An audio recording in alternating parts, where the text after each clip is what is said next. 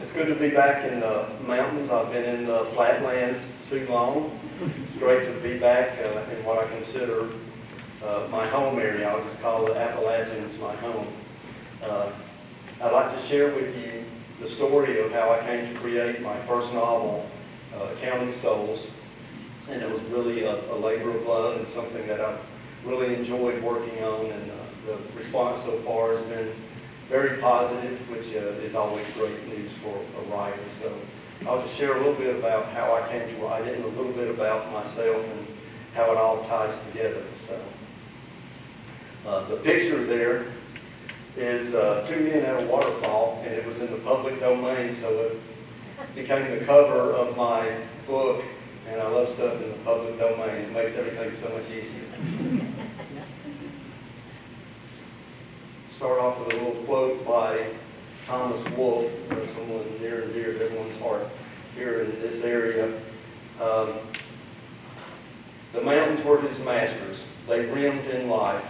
They were the cup of reality, beyond growth, beyond struggle and death. They were his absolute unity in the midst of eternal change. And that's what the mountains have always been to me. You can always go to the mountains and they never change. They don't seem to change anyway. It's something permanent in a world where everything's kind of a whirlwind these days. And so I grew up loving the mountains, and I'll kind of share with you why I love the mountains. This is my grandparents' farm outside of Blue Ridge, Georgia, which is right near the North Carolina-Tennessee border, for those of you familiar with that area. And they had a lovely 40-acre farm, and it was right next to my grandfather's parents.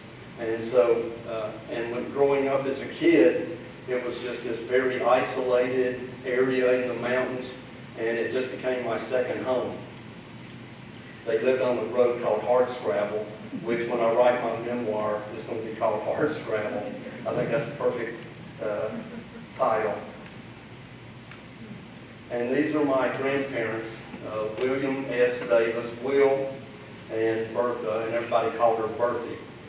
And my father died when I was 10 years old, and Will and Berthy became my parents almost. My mom was trying to raise 3 kids, and she would take me up every summer and drop me off at the farm, and I would spend all summer working with my grandfather and grandmother. We called him Pop. He could do just about anything on a farm. He raised cattle, he raised chickens, he raised ducks, he raised pigs, he grew crops, corn and beans and peppers and squash and okra. If you could put it in the ground, he could make it grow. And he lived basically self-sufficiently for his entire life. He was born right at the first of the century. He lived through world wars and the Depression, never drove a car, never saw the ocean, never traveled very far from his home in the mountains, and he was perfectly content with that. My grandmother did everything that a mountain wife and mother could do. She gave birth to 4 children on the farm without even the help of a midwife, including a set of twins. She made her own milk and butter. Well, she didn't make her milk, but she sold milk that we milked the cows and got the milk for. Made butter, made cheese, you name it. If it had to be done around the farm, she figured out a way to make it happen. And so they were really my tie to the mountains, and I love them, and they're my heroes.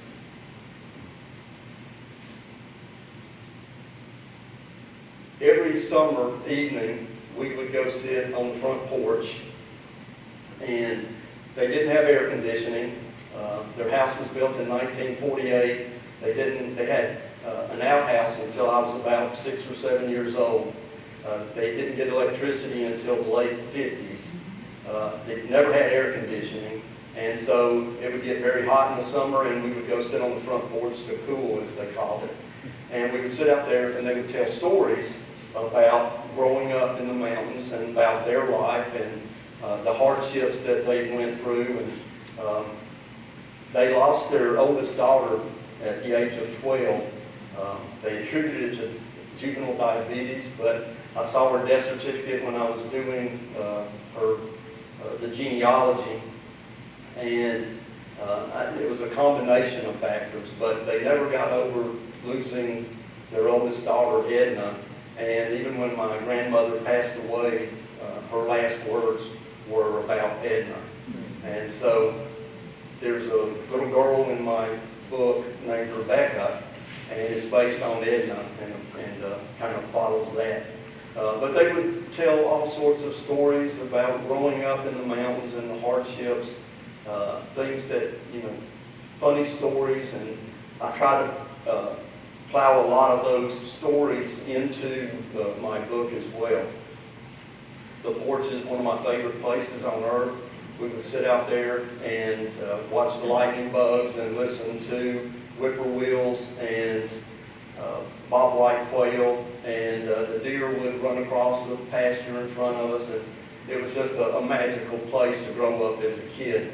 And we used to watch for the lightning bugs to light up in synchronous fashion, and they do that here in the Smokies as well. And so I added that into my book. I thought that was just fascinating that the lightning bugs would all get into sync and flash, and it's one of my favorite places. They would also tell me about mountain life from their ancestors. This is the tombstone of Thomas Stiles, who was my grandfather's grandfather, and he fought in the Civil War for the Union. And I thought that was fascinating, that to be from the South and to fight for the Union Army. He joined the Union Army when Sherman took Chattanooga in the fall of, or spring of '64, I guess it was. And they let him out later that year. He went home and was killed by bushwhackers down on Persimmon Creek in Cherokee County. But that whole idea but he was very proud of his grandfather, that he fought for the Union. And he had another grandfather, Henry Davis, who also fought for the Union. And he was just always very proud of that fact, that even though everyone around him was fighting for the Confederacy, that he had two people who fought for the Union. So I tried to blend some of that into the book as well, that whole idea that there was a lot of conflict going on in this area, and certainly everyone didn't agree on all those major issues then. One of the issues that I kind of deal with is, or that I've always dealt with in doing genealogy, most people, I'll call it the two-generation wall. Most people can't remember or don't know their great-grandparents' name. They know their grandparents, but it's just something about not someone who they never knew alive, probably. Most people don't know that history. And but my grandparents made sure when we would sit on the porch, they would tell us about people that had gone on before them, and they wanted us to remember them. They wanted to make sure that their names were remembered, and that they weren't gone forever. This is Bear Paw Church over in Cherokee County. That's where Tom Stiles and a bunch of my other relatives were buried. And my grandfather would take me up to Bear Paw. We would get a ride up there, and we would go. How many of you are familiar with Decoration and Homecoming? Everybody? Okay. We would go to Decoration at Bear Paw and put flowers on the graves of their ancestors, and he would tell me stories about them. And so that all became very important to me, and that's how later on I got into genealogy. I wanted to make sure that my ancestors were remembered, and that I would write it down, and that I would figure out where they came from and how they got here. This is my story as well. I like to say that, you know, every life is a story, and they're all different and they're all unique, and some of the most humble ones are the most important ones in my mind. But this is a page from the 1830 census, and I'll get to that in just a moment, but I've spent, I don't know, 25 years doing genealogy. I've got about 4,000 names in my database. It's been a labor of joy. You find out all kinds of interesting things.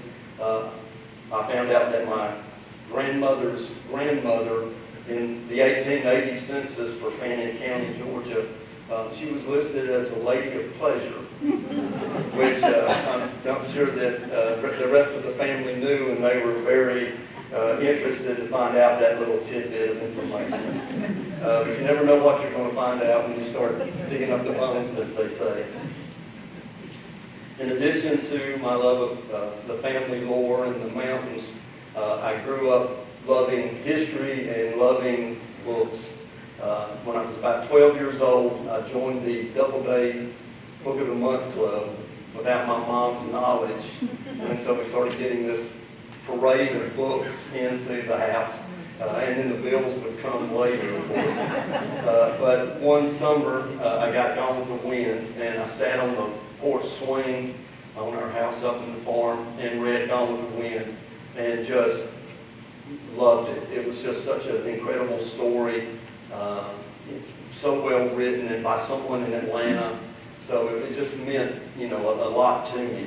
But sometimes, and the title of this slide is History and Algorithms. We all kind of view our history through our own lens and through a glass darkly, as Paul said. But when you start reading one type of book, you find yourself reading others that you kind of go down that rabbit hole. And I kind of did that. I kind of got lost in the lost cause mythology as a kid, and it wasn't until later in my life that I started expanding my scope of reading and got a little more balanced view of our Southern history, the good and the bad. But I love reading, and I thought this quote by one of my heroes, Carl Sagan, was so appropriate. I'll read it in case you can't see it well. What an astonishing thing a book is. It's a flat object made from a tree with flexible parts, on which are imprinted lots of funny dark squiggles. But one glance at it and you're inside the mind of another person, maybe someone dead for thousands of years. Across the millennia, an author is speaking clearly and silently inside your head, directly to you.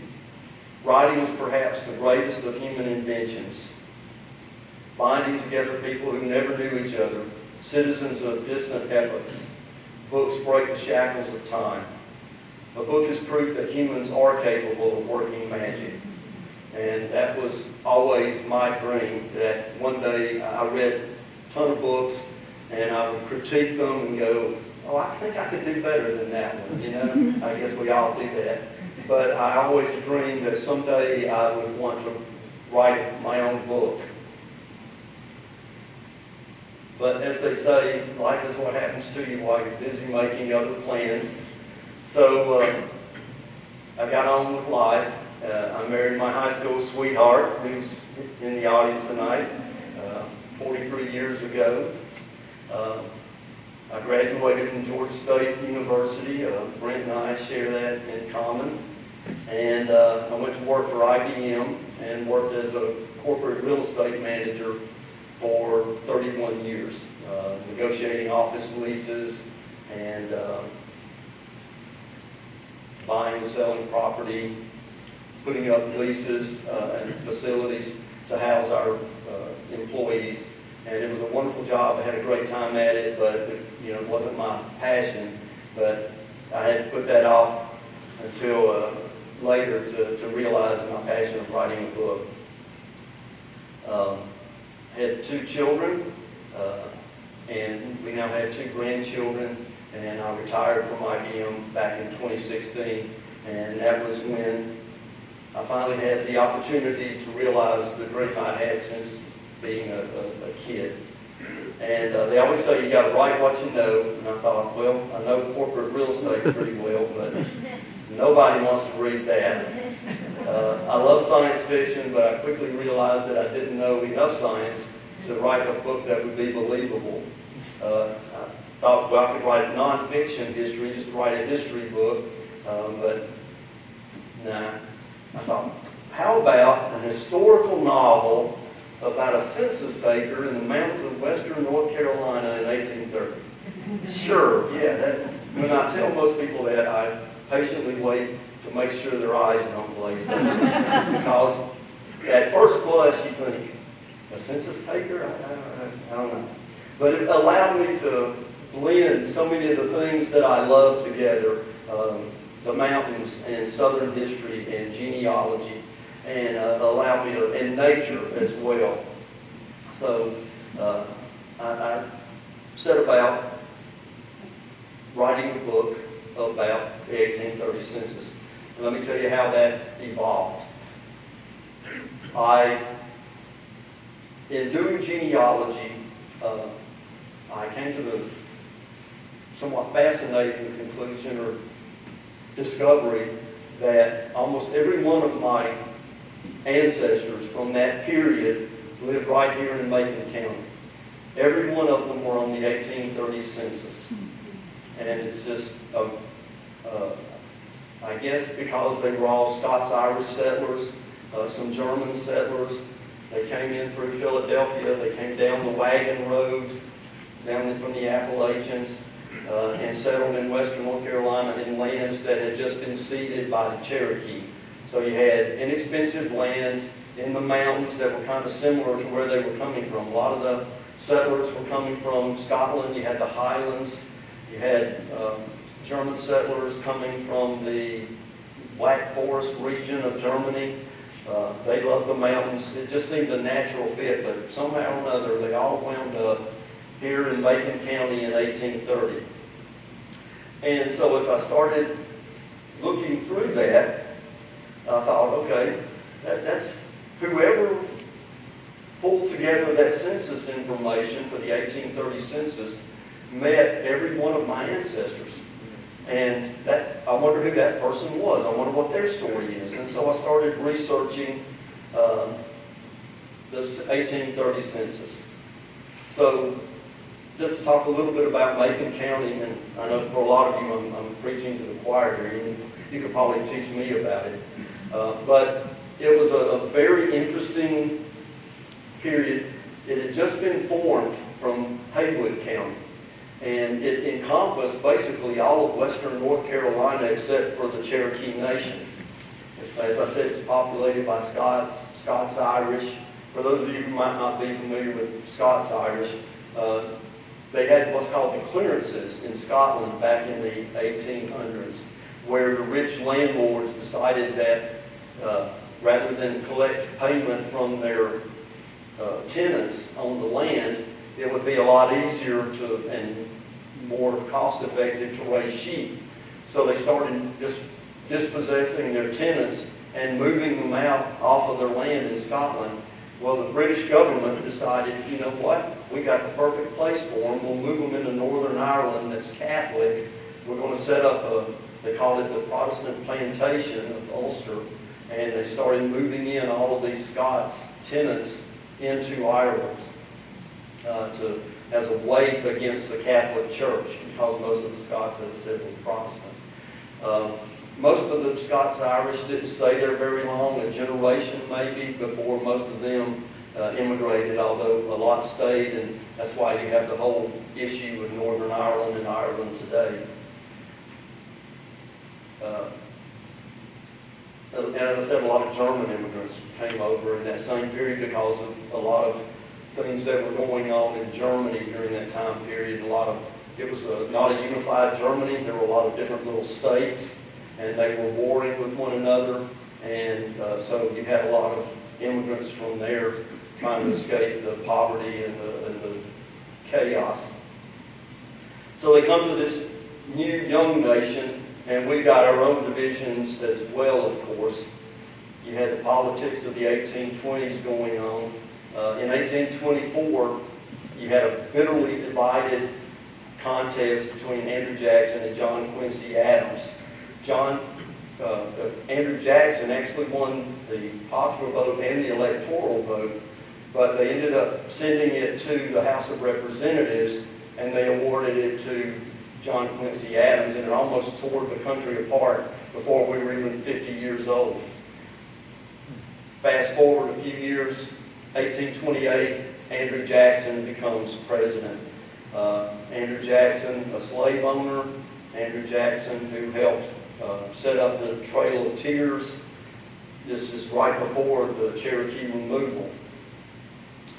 At the same time, we're in the 1820s,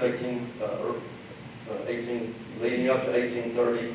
You've got a lot of slave owners moving into the lands, although because of the mountainous nature of Macon County and western North Carolina, it wasn't as profitable, but nevertheless you did have some slave owners bringing their slaves into the region.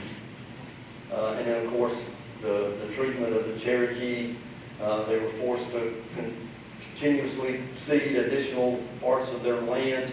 They were shrinking, and now Andrew Jackson comes up with a plan really at the request of the governor of Georgia, Governor Lumpkin. Gold was discovered in Dahlonega, Georgia in the early 1820s, and Lumpkin wanted to make sure that the land that was still part of the Cherokee Nation in North Georgia could be settled by white settlers. So that became a whole issue as well. So that's the setting. You've got all of this chaos, you've got the divisions, you've got people disagreeing about politics, religion, Native Americans, just a very chaotic environment. Nathaniel Macon, for whom the county was named, was a Speaker of the House of Representatives and a U.S. Senator, and was still alive at the time that Macon County was formed. And hope you can see the area in yellow there at the very tip. That's Macon County. Just to the west of there, that was still Cherokee land at the time. And so you can see what a huge area Macon County represented. So when you think about someone getting ready to take a census, they had to visit every household scattered among the mountains of that very mountainous region. It was a very challenging effort, to say the least. So that's the setting for the book. Now I want to zone in a little bit on the characters, the players, as I call them. Thomas Love Jr. Is the main character of my story. Thomas Love took the census for 1830 for Macon County. Start with the Love family. You see a picture here of Colonel Robert Love. He founded Waynesville, and interesting story about the Love family. They were Robert Love and his siblings, the two brothers and a sister, were born in Virginia. And right before the Revolutionary War, they were orphans.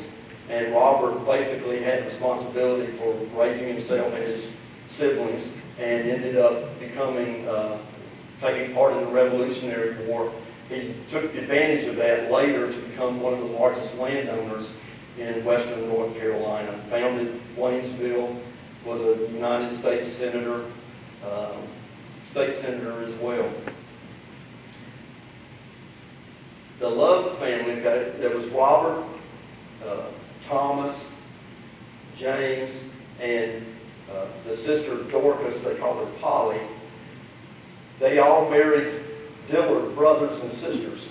All three of the Love brothers married three of the Dillard sisters, and Polly married a Dillard son. John Dillard was a general from the Revolutionary War and was a very powerful figure here in western North Carolina in the early 1800s as well.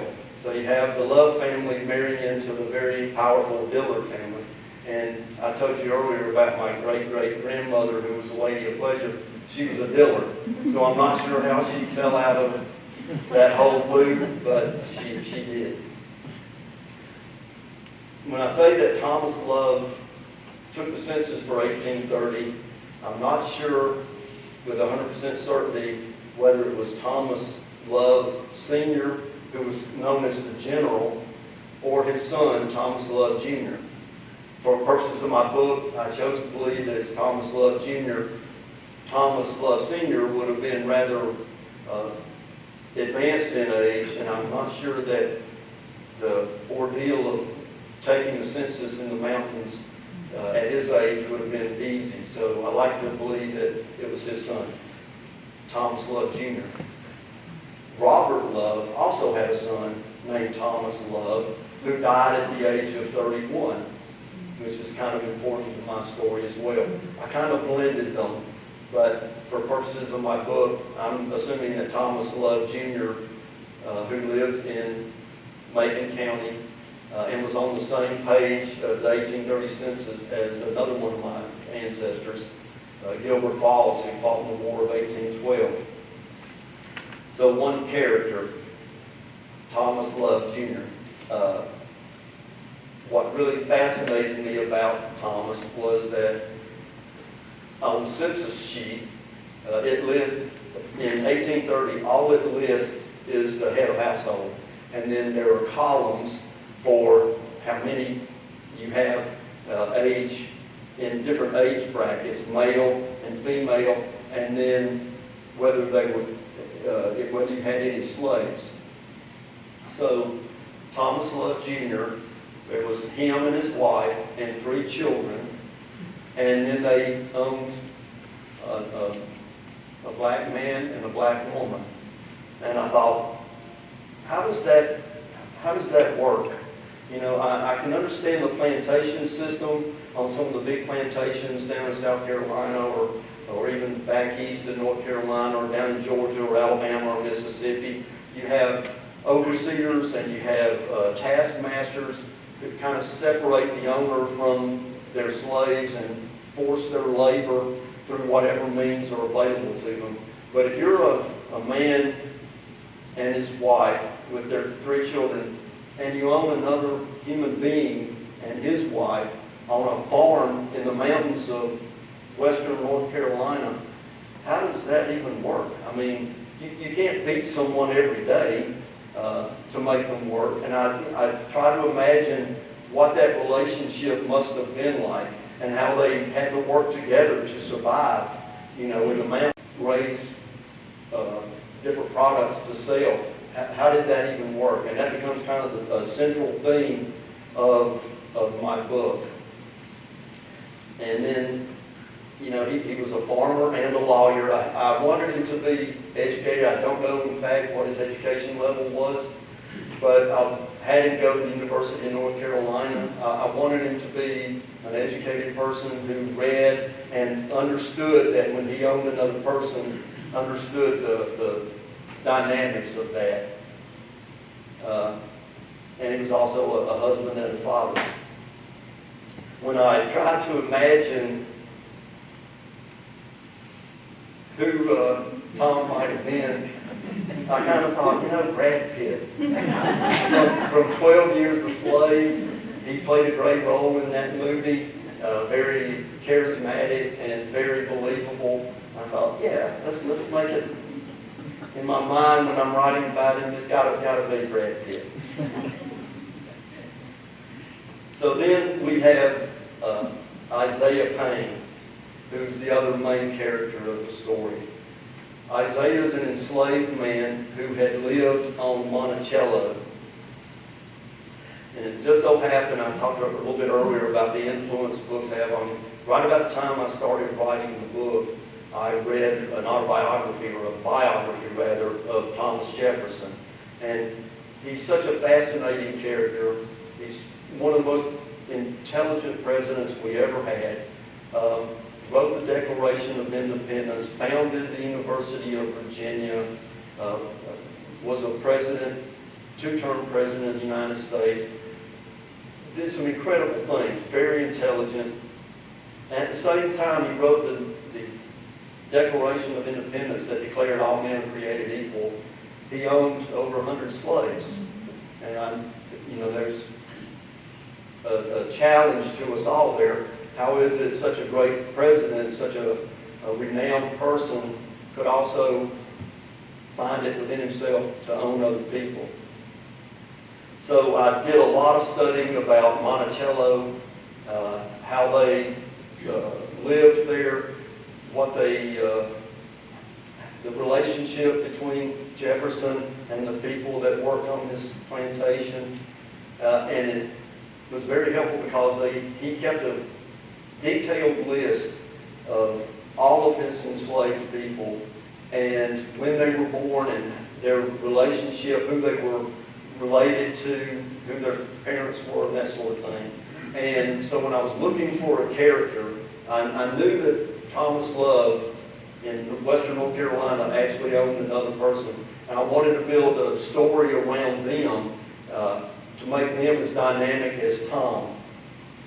And so I focused on finding someone on the slave rolls for Monticello that kind of matched.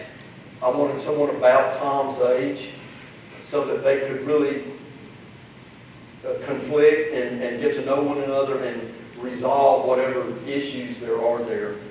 And sure enough, there was a slave born the same year as Tom Love on Monticello, and so I adopted Isaiah for that character and described some of the brutality of the slavery that the slaves on Monticello went through, and I wanted to capture that yearning that, he wanted to be free more than anything. And so I tried to capture that in the book as well. And when I was thinking about who would be Isaiah, I thought Idris Elba. He's perfect. He'll be great. So in my mind as I'm writing, and if we ever made the movie for Counted Souls, if anybody knows either Idris or Brad Pitt, I think they'd be great in the role. And then finally, in addition, some of the other players were Tom's wife, Sarah. I created Sarah. I couldn't find out what her name was from the census, but I came up with Sarah. And Ellen Payne was an enslaved woman on Monticello at the same time. So you've got Tom and Isaiah, and you've got Sarah and Ellen. And you've got the conflicts there, and you've got also these people trying to work together. And it must have been, just knowing from my grandmother's experience, what a struggle it must have been for women on the frontier. The insecurity. If your husband died and you were a widow trying to run a farm, I can't imagine how difficult or impossible that might have been. And for enslaved women, you had all those issues, the brutality, and to me, the biggest single, aside from the rapes, aside from the beatings, the single worst thing I can imagine about slavery was the separation of families. The idea that you could take children away from their parents and send them away and they might never see them again. And that becomes a really driving force in the novel as well. And just the isolation of being on the frontier by yourself, I think is a dynamic too. Unfortunately, I couldn't come up with a couple of actresses to play the role, so if any of you have any ideas along those lines, after you read the book, tell me who you think would be perfect, and I'll try to get them on board as well. And finally, the last major player was Jim Locust, who is a Cherokee man who has been raised by a Cherokee father who moves out of the nation and has his own farm and is trying to adapt to the white man's ways. And he's really caught between two worlds. He wants to follow his grandfather's way of living in the village, but his father is pulling him to live in the white man's world. They see the removal coming. It's just 5 years before the removal begins, the Trail of Tears, but they don't want to believe it. They can't believe that they would ever be forced to leave their beloved mountains, because for them there was no home but the mountains. So Jim Locust is a wonderful character, and I'm really developing him in the sequel as well. So a little teaser there. So those are the players. That's the setting, Western North Carolina. And the story then revolves around their life in the frontier wilderness, in the mountains, and the conflicts that I've described. And it really, there's an old expression, every novel is just a variation of the Odyssey. And I think that kind of is true for my story as well. Tom's Odyssey is this trip that he takes collecting the census. He visits everybody, every household in Western North Carolina, and what a challenge that is for him. He meets all of these interesting characters, and it really forces him to examine his own life and his own beliefs and his own ideas. And that really is the vehicle for the story. That's why I hope when I tell people that I'm writing a book about a census taker, I hope their eyes don't glaze over, because when you think about what it took to be a census taker back then, it really is incredible. You had to post a bond of several $100s, which would be the equivalent of tens of thousands of dollars today, to guarantee that you would go out and actually collect the information from all the different households and turn it in on time. The census is set forth in the Constitution. It has to be done without fail every 10 years. You had to be deputized as a deputy United States Marshal to allow you to go collect the information. And it was dangerous. You never knew who you were going to meet on the road. You never know what kind of situation you were going to go into in a holler in the mountains, and the kind of people that you might meet who might not welcome somebody coming from the government to collect information. So you never know. But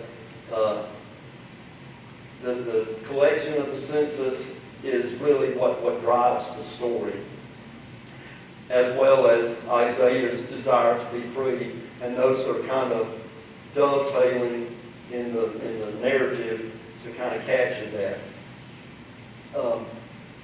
For almost every character that I mentioned in the book, I pulled them from the sheets of the 1830 census. They were predominantly real characters. I don't know how well you can see this, but about halfway down, well, no, that's not going to work.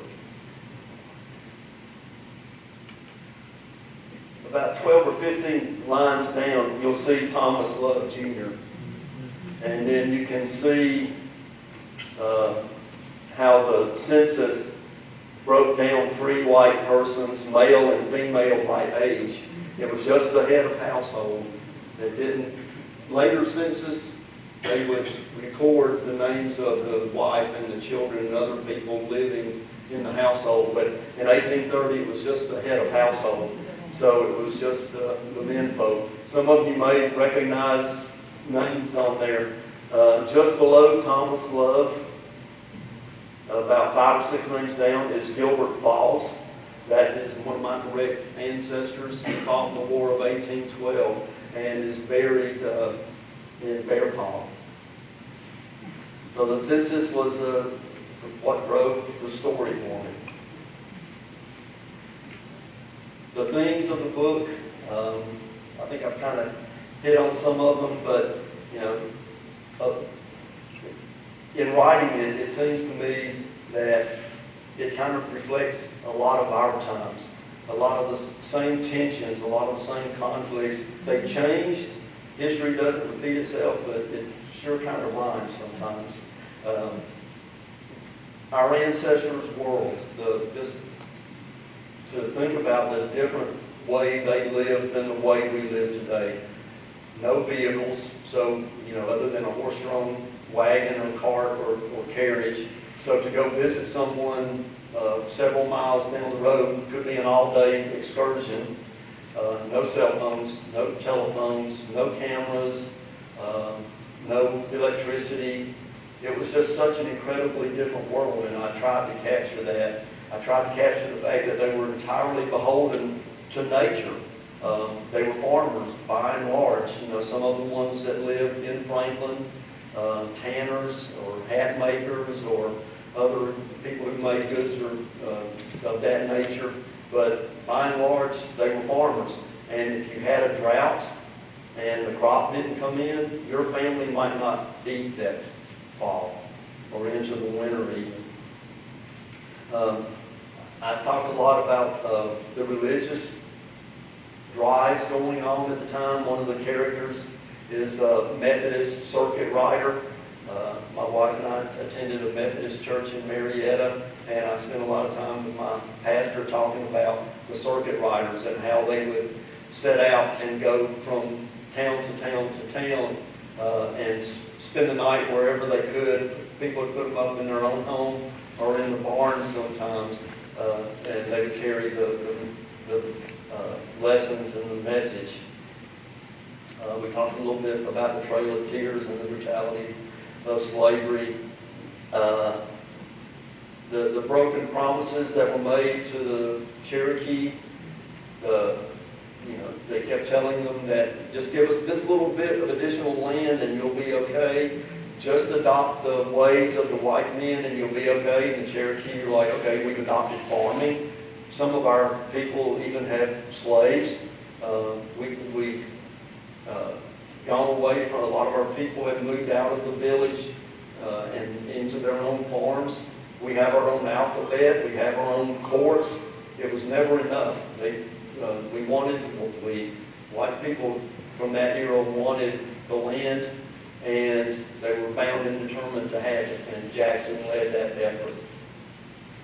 But throughout the book, I tried to use, because there's a lot of conflict, I wanted the book to be comforting as well. And so I talk a lot about the nature of the mountains, the flora and the fauna, the different, the birds and the hummingbirds and the different kinds of trees and the rivers and the waterfalls. And I've gotten a lot of really good feedback from people who read the book about how they would, at one chapter they're going through a very dramatic episode, and then the next chapter I'm talking about sitting beside a waterfall and enjoying the people enjoying that, and kind of a juxtaposition there that I think a lot of people felt good about. So that is, I don't want to give too much away, because hopefully if you haven't read it, you'll pick up a copy. I think I've almost sold out of the several copies I had, but maybe you can get copies on Amazon.com or BarnesandNoble.com. You can go to my website, DrRBuchanan.com, and you can order copies there as well. But some of the lessons that I learned, timing is everything. I started working on the book in 2017, really started writing. A lot of editing, a lot of rewriting. I read a book by Stephen King called On Writing, which totally changed my approach and the way I wrote. So that resulted in a complete rewrite. That took about a year. A lot of editing. Got a great editor, a guy out of Seattle who helped me edit it, and he really contributed a lot. So I finally finished my book, and I'm ready to put it out to the world, and the pandemic hits. And apparently everybody who had secretly dreamed of writing a novel took advantage of being home during the pandemic to write a novel. I couldn't get a publisher to even respond to my emails or query letters. They said they were overwhelmed and that, you know, they might get to it in a few years. So I made the decision, you know what, I'm going to publish it myself. I really wanted to get this story out after working on it so hard. I'm kind of an impatient person by nature, and I just decided I'm going to publish it myself, which is great. I got some help with editing, as I said, and the cover design, and the publishing itself.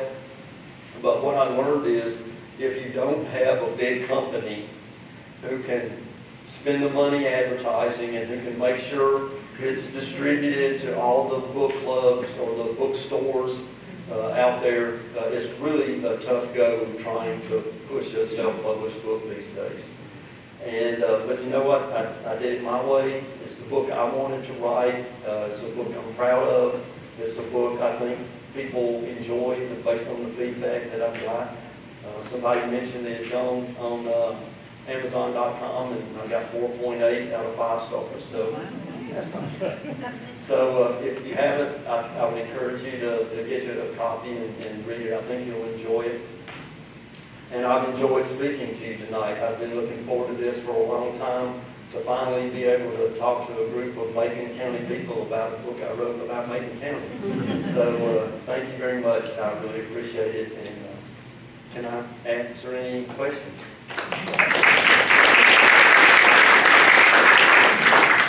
I couldn't tell by looking at the census, but did you get a sense of what most of the jobs were? Like, were most of the jobs farming, or? The 1830 census did not have a listing for vocation or occupation, let me say. It wasn't until the later censuses that they started adding that.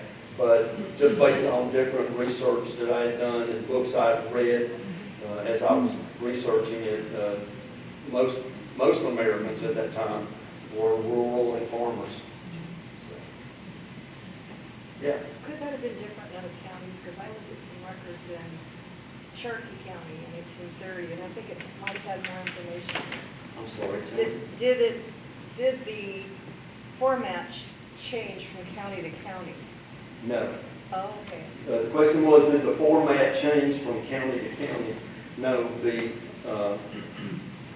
Census Bureau in Washington distributed copies of the census forms that everyone across the country had used each census period. But could it have been different for the Cherokee people? Because I looked at some records in Cherokee County for the 1830 census, and it seemed like it was different than what you showed up there. Well, it was more. The Cherokee people themselves weren't included in the census. Well, okay, they were on the silo. Let me rephrase that. They weren't included in the official U.S. census. They took, the government did separate census for various tribes. Unless one person was white and the other was Cherokee, as happened to my family. My great uncle was white and married a Cherokee woman here. Okay. In that case, if the white person was the head of the household, they would have him as under free white person. And then on the next page, they would have people who were non-white. And so if he was married to a Cherokee woman, then she would be listed in that column. Or they even had, I think, mixed, didn't they? They have Cherokee, white, and mixed. I'm not sure they had that on this census. Oh, yeah, I'd have to, I think they're all blurred together for me now. I've looked at a lot I of can them. relate. Any genealogist or a person who's dabbled in genealogy will tell you that they change the census form every 10 years, and you start trying to think, was that on the 1830 or the 1840? It starts blurring together after a while. Yeah, it really does. Is that copy sold over there? No, it's Can not. I have it? Can I buy it? Yeah. Okay, great. You take those, okay. I think I've got 1 or 2 more copies up there. One, okay, I got 2 more copies. Yes, sir. So they didn't do a separate county census and federal census. The census was the federal census of Macon County. Correct. That's correct? That's correct. Okay. I've been dabbling a little bit too, and my great-great-grandfather and grandmother are in the 1830 census for here in Okay. Macon County. Makes me want to dig more. Yeah, fantastic. Good.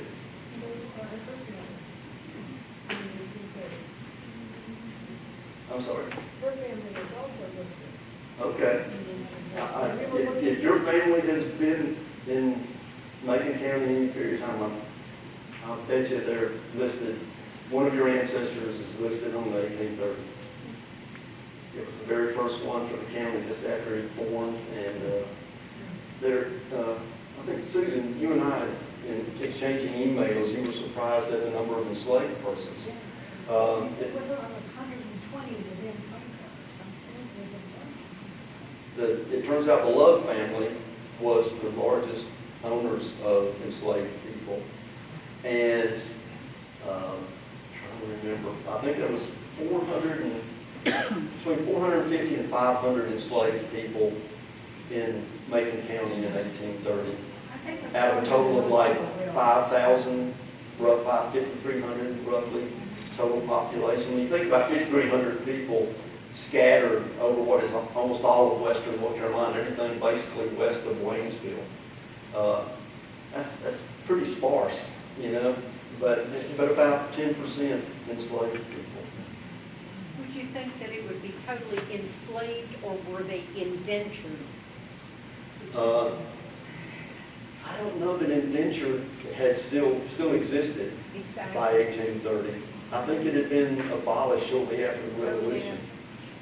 I think, don't quote me on that, but there's no listing of indentured people But that's on what the I'm saying, if they census. don't list it, so arbitrarily, so many of them would go enslaved, is Right. what my position.